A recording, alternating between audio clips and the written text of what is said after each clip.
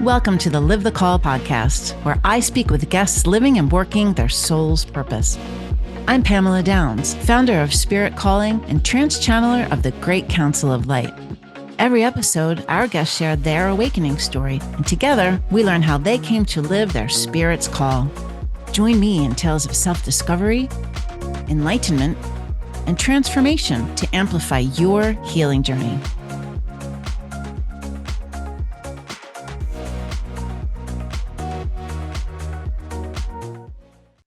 Welcome to Live the Call, where we dive deep into living with purpose and embracing your true calling. I'm your host, Pamela Downes, and today I'm thrilled to be joined with my special guest, James Bene. James is an intuitive Usui Reiki Master, psychic, spiritual coach, and the owner of Bene Mudra Wellness. James has worked with thousands of clients, helping them enhance their intuition and build a stronger connection in their spiritual path. James is launching his new show, also on the Ethereal Network, which we're so excited about, called House of Bene, and we can't wait to hear all about that. And I just want to welcome you to Live the Call. I'm so happy to see you and meet you and to hear your story. Welcome. Thank you, Pam. It's a pleasure to be here, and I'm so glad that we are able to connect in this really awesome way. Yeah, me too. We already started connecting. We started sharing, and we're already like, "Oh, your story sounds like mine." So I was like, Yes. "We have to record. Let's get this. Let's get this for the viewers and the listeners out there."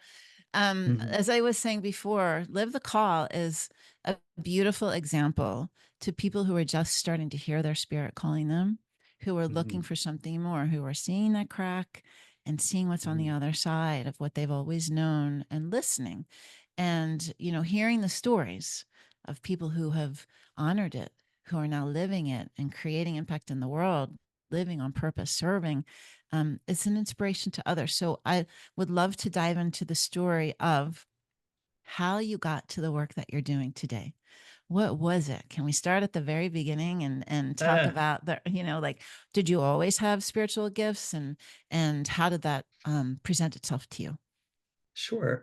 Well, yeah, starting at the very beginning, I usually tell people that my spiritual gifts started to materialize probably around the age of 4 or 5, if Mhm. if I'm correct. And they began as whispers, Yeah. feeling energy that wasn't my own, and then ultimately seeing spirit, in multiple forms. Now, as a child, that was not fun and it was pretty scary, to be honest. Yeah. I also experienced a lot of like astral travel as a child because Mm. I'm just going to be very honest, and I'm usually pretty straightforward with my story. I'm a child from trauma, and so Mhm. I believe that most often, children that go through trauma and escape into themselves tend to continue to do that through adolescence, and it kind of keeps everything open. And so Yeah. I found myself, because of what I experienced at a young age, unknowingly, um, constantly seeking a space inside myself as a haven to rest or heal or to find understanding or really to escape Yeah. what was going on. And in that escapism, I feel like it was a springboard of connectivity. While I felt alone, or I felt like, misunderstood, or all these things children feel when they're going through trauma, the one thing I did have was this weird thing that would happen to me when I would close my eyes and I would go in and I would escape the world and I would go to a place, and sometimes this place was scary. Sometimes this place became too real, but became my sanctuary. And so at a Mm. really young age, when I look back, and I would remember being in my bed and being like, oh, James, let's do that thing where I get that weird feeling. And I would go into meditation until I felt my body start to almost leave. I mean, my soul almost leave my body. I Mhm. was practicing astral traveling. It's because of trauma. Like, I could see that now. Mhm. But because of this, um, it just stayed with me. As I got older, all that work that I think that I was subconsciously doing as a kid, it kind of made me who I was. And I had a real strong connection with spirit, even though it really scared me in the beginning. And I Mhm. did feel presence of angels and guides and those that have crossed over. I would have conversations with them, I would start to feel things about other people. My favorite thing to do as a kid was to play therapist, and I would like line my friends up and just basically tell them what was wrong with them. Like, let's play therapist again. No, James, we don't want to do Exactly. They're like, I that. don't want to. I'm like, let's do it. It's fun. They're like, no, it's not. Uh, but so for far back as I remember, it was there. And then I went to performing arts school. I was a music and theater major. And that was really, and a songwriter, and I had my sights on that. And that's really what I wanted to do. And in college, I put all my efforts towards that. Even though spirit was there, I kind of pushed it aside. And then when I graduated college, and I was actually working professionally and writing music and kind of started to get into the industry, that knock just started to come back. And a lot of these same experiences I had as a child, I started to have again, out of nowhere. And Yeah. so because of that, as an adult, someone in their early 20s, I really had to look at it and be like, I'm schizophrenic, like I'm going crazy, which I thought for a while. I was like, this is it, Yeah. like put me in the nut house, you know, um, or it's something else, and it was something else. And Yeah. I delved in head Mhm. first. I found a healer. I didn't even know these people existed. Like I learned what Reiki was. Yeah. People that I met were like, you should, I was in New York City at that time. I'm in LA now, but people I met were like, you should meet this woman. You should talk to this person. And next thing I knew, I was kind of in the spiritual community in New York City. And people took me under their wing and, showed me the lay of the land, and I started to do deep healing work on myself. I became Reiki Mhm. certified, one thing led to another. I was Mhm. reading, going to symposiums and workshops, and my intuition was just getting stronger and stronger, as I worked on myself and my trauma. Mhm. And it got to the point where I remember the day where I said to myself, I just felt a click happen, Mhm. like a shift. I know Wayne Dyer talks about that. It's like a shift. Sometimes you just feel this like things click together. I had that experience as I was walking to Starbucks in the morning. I remember, and everything clicked. It was like all the healing work I had done, like kind of at that Yes. moment, like integrated into my Mhm. my my holistically, I suppose. And I knew at that moment, Spirit said, you're ready to work with people. Like you're ready. Wow. I didn't feel it. I was like, I'm still I still feel like Yeah. a You're mess. like me. I'm gonna work on people. Yeah. I'm like, as much as I want to have this like Caravaggio experience, I was like, I don't know about this, but I followed my hunch. I Mhm. listened to what I feel Spirit was asking me to do. Um, the next day, I like put up a makeshift flyer, just like, intuitive Reiki healing. That's what I called it in the beginning. I didn't know what to call myself. And a couple days later, someone called. I was shocked. And You were like, I was like, is I this really forgot happening? Yeah. And that was it. I had prepared my space, and they came, and that really was the beginning of a long line of just seeing clients. And Mhm. as I worked with clients, I'm also like a certified life coach as well. But as I worked with clients, really, that's when I started to like Yeah. really get into it. I always say that those first like batch of people really made me the healer, the person that I am, because I found myself with them. Yeah. um, and I think they found themselves with me too. So it Yeah. really was this co-creative experience, and it changed what I thought I needed to be as a healer and as a psychic. I remember my first client came, and I was really nervous, and it happened to be a male. And men are kind of few and far between in this industry. Mhm. It's a female heavy industry. So it was a male. So I was already like, oh God, really? And I like, lit like a million candles in my place, and incense was burning everywhere. And I was like, wore all white, Right. because I I'm was ready trying for to this. fit Mhm. this mold, Mhm. as the woman, Kelly Piper, who was my teacher, that was her thing. But she really, she just always wore white. She was in that world. And after this first client, I remember being like, oh man, like I had imposter syndrome. You know what I mean? I was like, Yeah. this is Yeah. not right. Mm-hmm. And I quickly realized, no, James, the only way to do this is to be myself. I can't put on a show, the smoke and Mm-hmm. mirrors. And so slowly I pushed that away and simplified everything and just listened to the people that came Yeah. and just asked spirit to guide me and to help me be a vessel of light for them and whatever they needed. um, also with my expertise, with my training and my study, and everything that I did up into that moment.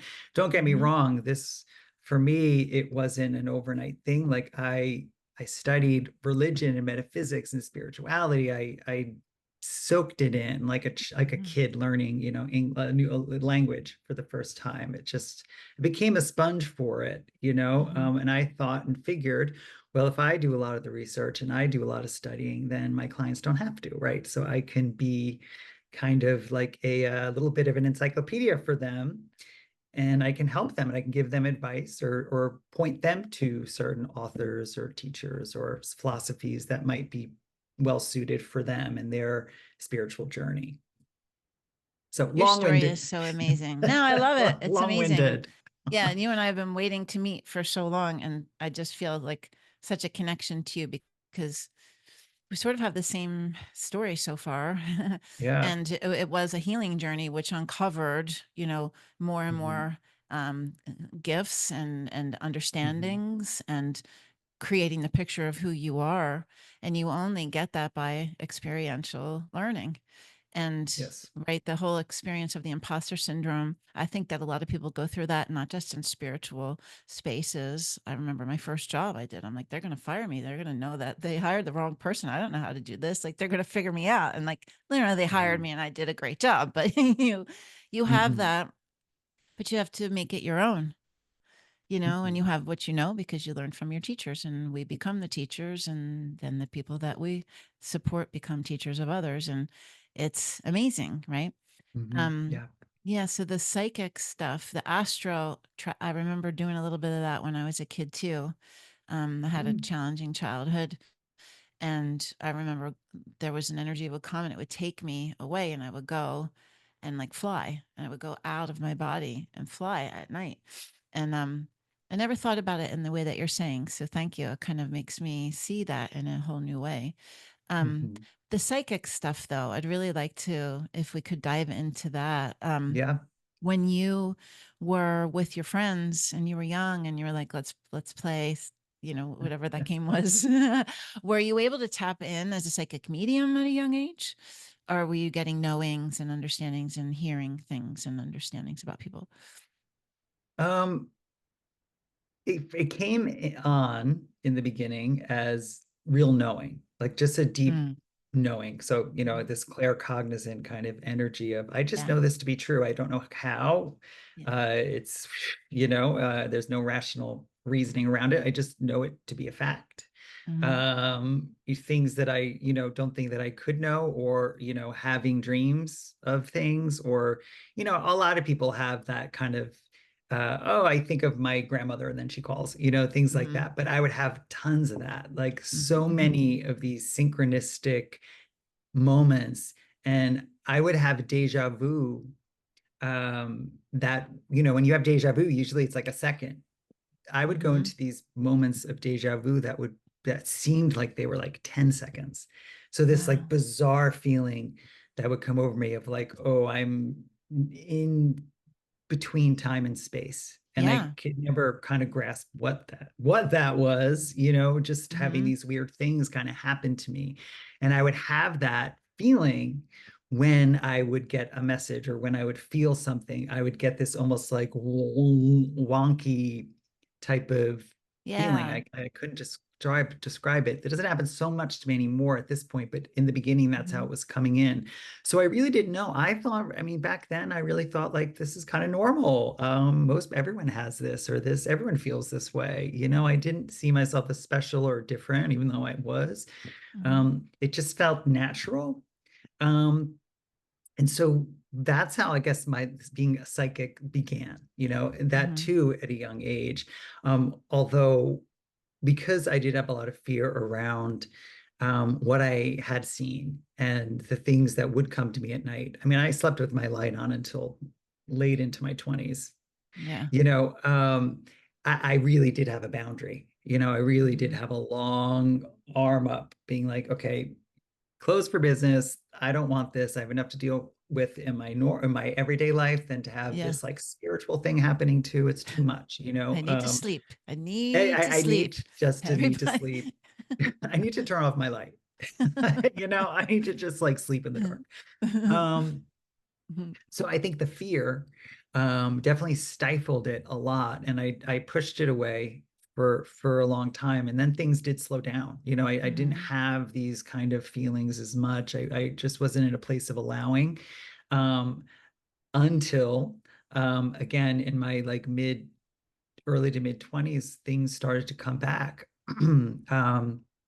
I started to feel spirit in my bedroom again. I started to have these supernatural experiences, whether it be with angelic energies or like extraterrestrials, even, dare I Mm-hmm. say. And I had to, the phenomenon that I experienced in my life, um, knowing now that I am a sane person, these were light beings. These were otherworldly beings, whether again, angels, guides, extraterrestrials, I think they're all kind of similar. The Um, same. the Yeah. same, contacting me and being with me and sending me signs and numbers. And I believe pushing me towards a spiritual path. They Mm-hmm. know best.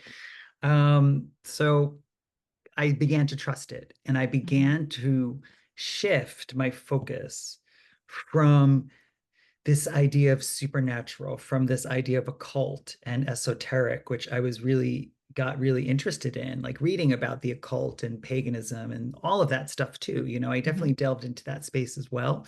Mm-hmm. Um, but I started to pull away from it when I started to really discover and understand light beings, and I started to Mm-hmm. understand that world.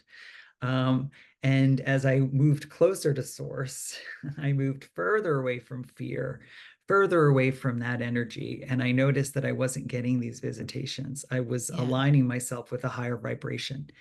And in that space, I felt really activated and ready to really delve into all of the psychic stuff and Yeah. to connect with those that have crossed over, allowing it with, still boundaries, but learning that language and then studying mediumship and reading about it and learning it, you know, Mm-hmm. and fine tuning things, So it was definitely a journey. And, I think that most people, for me, it's taken a long time. Even sometimes still, like when someone asks what I do, I have like You'd be a like, how do I moment. say what I do? There's so many things that I do.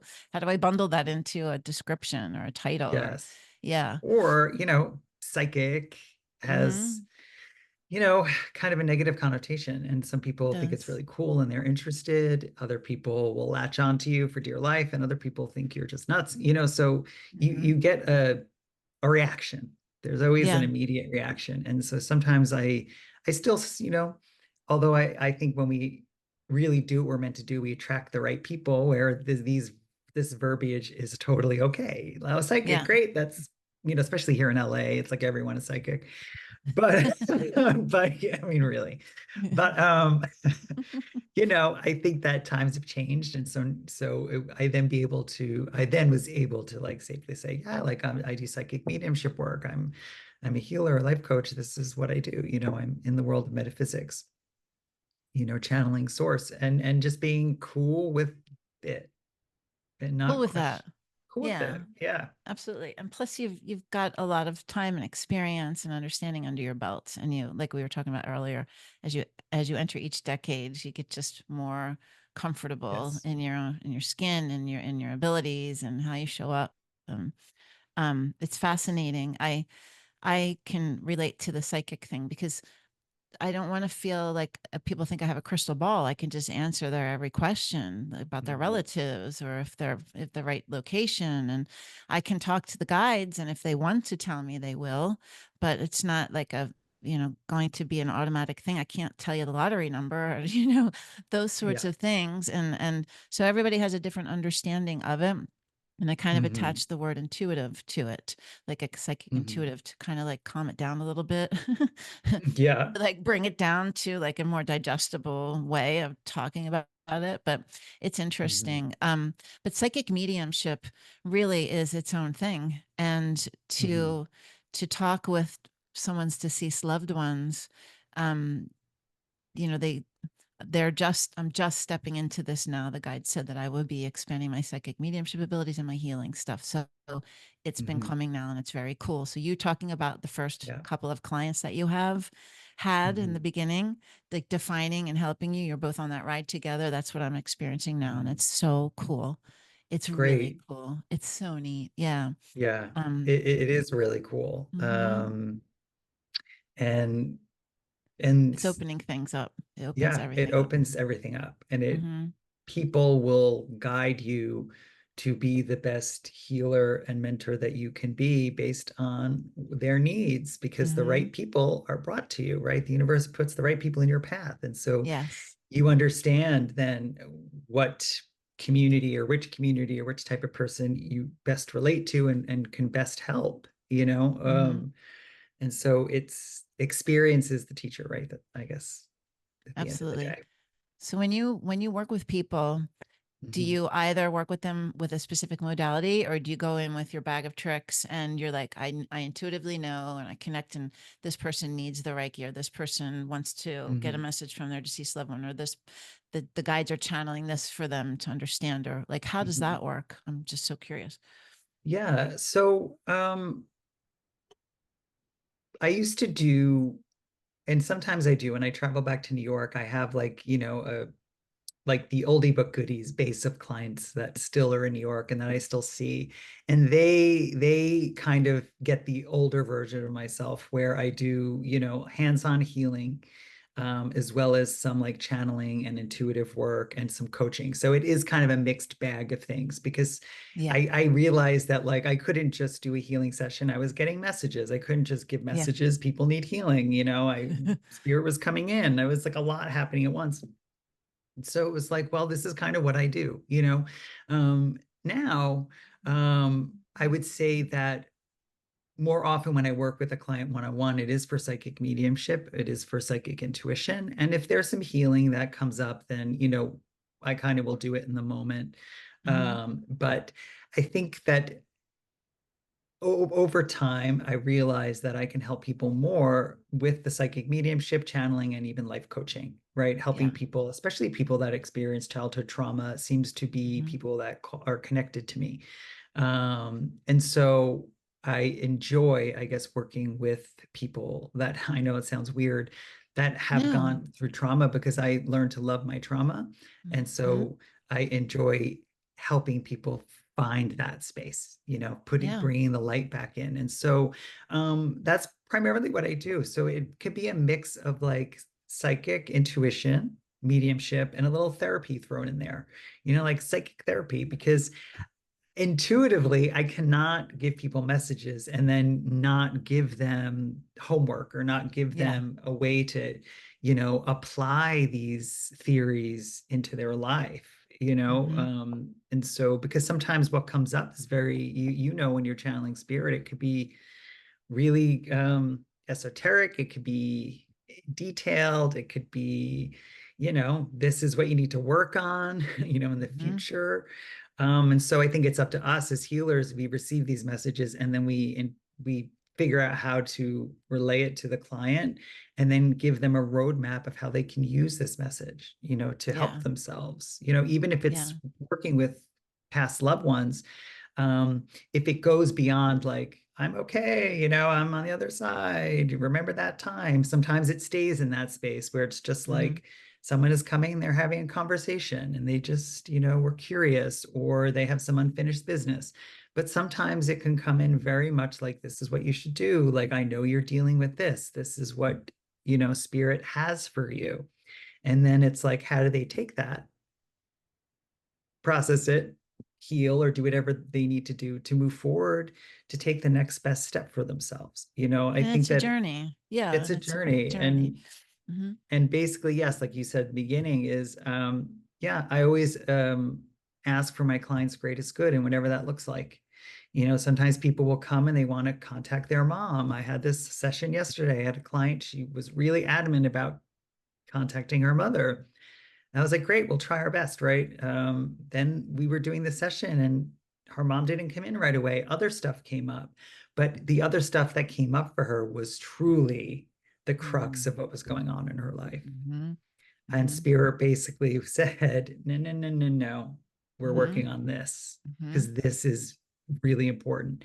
And she immediately understood that because I felt it. It was something Yeah. that not many people knew. Hmm. So it was like Spirit was going right into the core. And so it turned into a really deep healing session, That's you awesome. know? And so Yeah. that's what I mean. It's like a roller coaster. And I tell my clients, I don't never know what's going to happen. We're just going to be open Come for the into my ride. room. We're just going to be open Yeah. to the experience.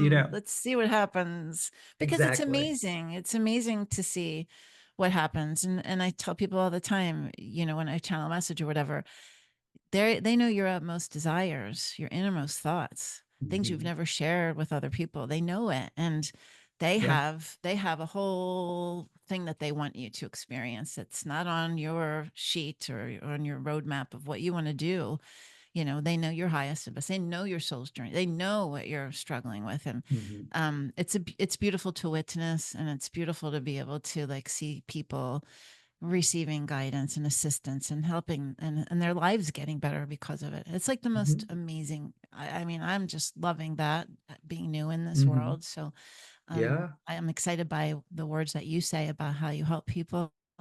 Um, but it's really definitely, you know, an experience to having gone through the healing journey to discover your gifts, knowing like back in the day when you were a kid and you were experiencing these things and you worked with your guides and your healers to get you to the place where you are now. You wanted to know as much as you could. You wanted to tap into them as often as you could. You wanted to know, you wanted more. And I think that when you're in that position, when you're working with clients like that, that's like the most amazing space to be in, because they're just so open to Mhm. wanting to know and to wanting to heal and Mhm. to wanting to be the sponge and absorb as much as Yeah. possible. It's like, Exactly. it's like a canvas or a free dance floor or whatever, giving you a place to just create and to Yeah. be, to And explore. plus, yeah. Plus, people like us, we're little like unicorns. People want to spend time with us. They want to be around us. I mean, and it's just true, Hmm. It's like if even though funnily enough, I kind of limit my interactions with psychics, but like when I would go to psychics, I was a little obsessed when I was younger, obviously, Hmm. because it was, it's like you are a witch. Oh. Um Tell me more. exactly. I was like, tell me I'm a What witch, kind of please. That's witch? why I'm here. Exactly. Tell me I'm one of you. I just don't know what. Um, I remember, you cling on to every word. It's like Hmm. every sentence, and I try to steer my clients away from that. Hmm. You know what I It's mean? You don't hard. want to be Yeah. dependent, but it's hard. I get it, Yeah. because you're sitting with someone you trust, you've worked with, Hmm. or, that is hitting on things, that is, actually connecting to these things that no one would know about you. And so Yeah. there's that buy-in, and then it's like, okay, like we're in Yeah. this now. Yeah. And, there's a responsibility, we There have is. a That's big the word. responsibility. Yeah. Yeah. I remember like when I was having the entities enter my body, and then I had the same thing. I found out that there was a portal open in my bedroom from this energy worker. I had so many experiences in the night, energies permeating my body, Mm. like sometimes when I channel and put my videos out on YouTube, people are like, "You're channeling demons. You don't know what you're talking about." I'm like, "No, I do actually. I've experienced it all, and I am not channeling a demon. Like, this is the most beautiful vibratory being I've ever experienced Yeah. in my life. No, we're good." But You're like, why? Do you want me to? I can. Hold I on. know, Let me see if right? Do you want one's me to bring here. him in? But I remember working with this one woman, Kelly, and I literally would just like, I was like, I need your help. Like, I need to talk with you. I would ask her questions because she was my lifeline to what Mhm. she knew what I was going through. And I was just navigating all of it, trying to understand it. So yeah, it's Mhm. like you were that person. That was my point. You were the person. You understand the journey. And Mhm. that's Oh yeah. that's why it's beautiful. That's why we have this podcast so that people can experience your story and my story. And because Mhm. they're, just in the beginning of it, and maybe they're going to go on their little journey of experiencing all Mhm. the things. And it's good to know that other people have gone through it.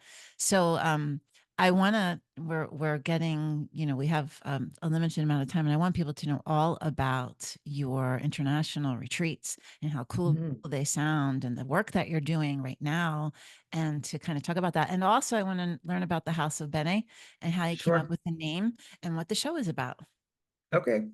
Hmm. Yes. So I fell, we'll say, into the retreat world many years ago Mm. when a good friend of mine started to run retreats at upstate New York at a place called Menla, which is really this beautiful, like Buddhist sanctuary.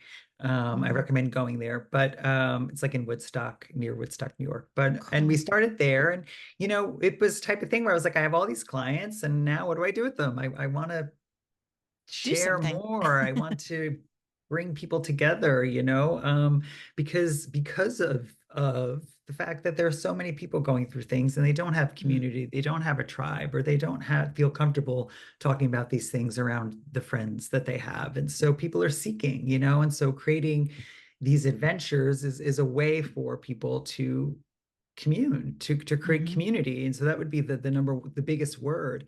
And so we started doing that, but then it expanded after COVID to Sicily and now Wow. Greece.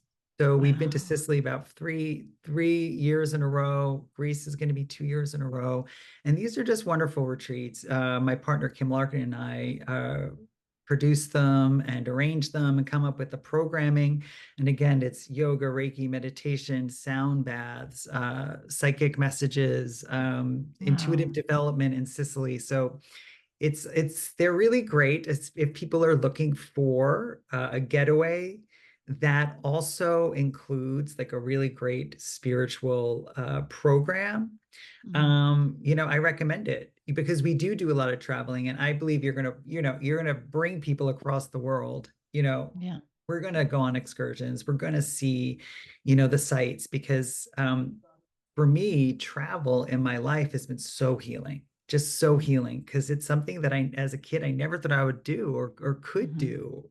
And then when I realized, no, I really can and Mm. will, and then started, my life shifted. Mm. Seeing and being around other cultures is just so healing. And it's one of my passions. And Yeah. so being able to bring people into these new cultures and these places that I had been to already and was like, people have to come here. There's Hmm. spirituality here, there's a vortex here, there is energy here, there is healing for people here. We don't just pick random places, like we really bring people to places where they can open their heart and heal and feel Mm. safe, while eating great food and traveling and having some Aperol spritzes, and Oh, my enjoying. favorite drink. Yes. Yes. I need And to come enjoy. to your thing. Yes, you really do. And Yes. enjoying life because, a spirit told me a long time ago, they're like, there's so much going on in this world, a lot of sadness, a lot of grief, and it could Hmm. overwhelm me. Hmm. And instead of getting bogged down, my guides and my light being, my friends, we were like, look, this is how you do it. You're not understanding. They're like, the Mm. more joyful energy you put into the universe, the more joy you have within your own life. That Hmm. joy goes to the collective. It's like that joy is soaked into the collective. It does make a difference. Waking Hmm. up and saying, just for today, I will be joyful makes a difference. It it does. So focus on that, James. Focus on just living a joyful life as best as you can. And I guarantee you that joy will be shared amongst your family and your friends and your clients and people you have no idea of, right? Because you are giving it to the collective. I had never thought of it that way. It was Yeah. almost like, how can I be joyful when there's so much sadness and pain and Right. horror that's going on? It's not fair. And I would get bogged down into the spirituality of that. And spirit gave me a big wake up call, and they were like, wake up. No, Mm-hmm. no, Yeah. no, You're no. holding vibration. You're a Yeah. little life And preserver out there, saving a whole yeah, bunch of other people from sinking in the vibration. yes. And it's And beautiful. yeah, and it's not easy. Mm-mm. But I think the traveling has been about co-creating just a really joyful experience for people. And so if you get a bunch of people together and we're all singing and dancing and being joyful, I Oh my think that, gosh. it could be creating something and sending something to the collective, and so that's the trips. As far as the House of Bene, which is the show that's going to be on Ethereal when that takes off. Well, mm-hmm. Um, I, I think it's still in progress. I'm still finding Yeah. the flow. The name came to me because I was like, well, James, what do you do? I do a lot, and there's a lot I like Mm-hmm. to share. So I was like, I'm kind of like an environment at these days. You know what I mean? I'm an experience. I know Like it sounds Gucci, so. I do it all. I Seriously, it sounds so egotistical, but I swear No, it it's sounds it's awesome. I really love it. coming from a place of like, well, I don't know what I think that.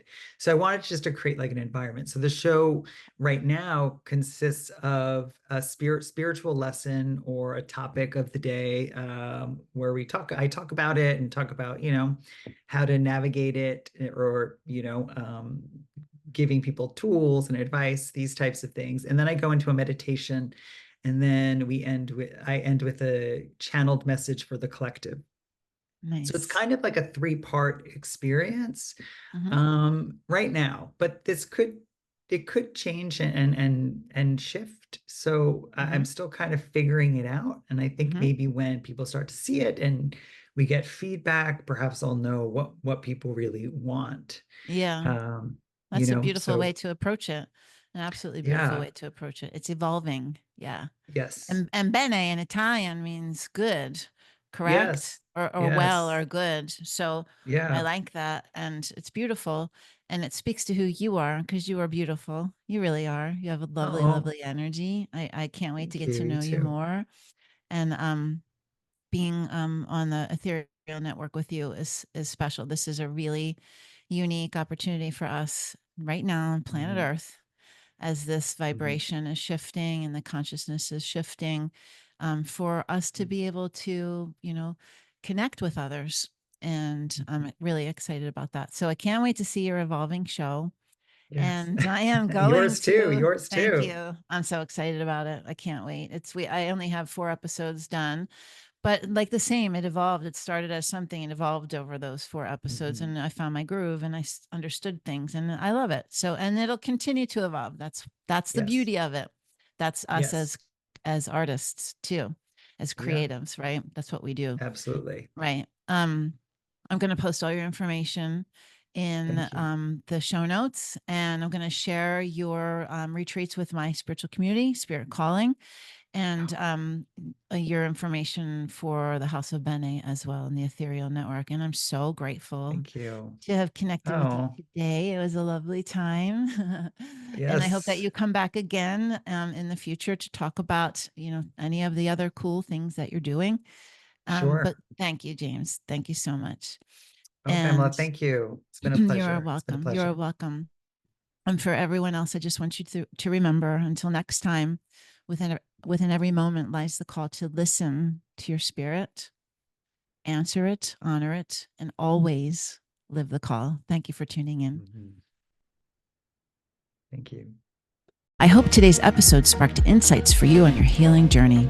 If you're searching for support and connection, you should join our community at spirit-calling.com. Spirit Calling is a like-minded community of spiritual individuals learning, sharing, and growing together every day. No matter what you're experiencing in your journey, you'll find resources and a community to support you along the way. Until next time, keep listening to your internal guidance and stepping into your spirit's call.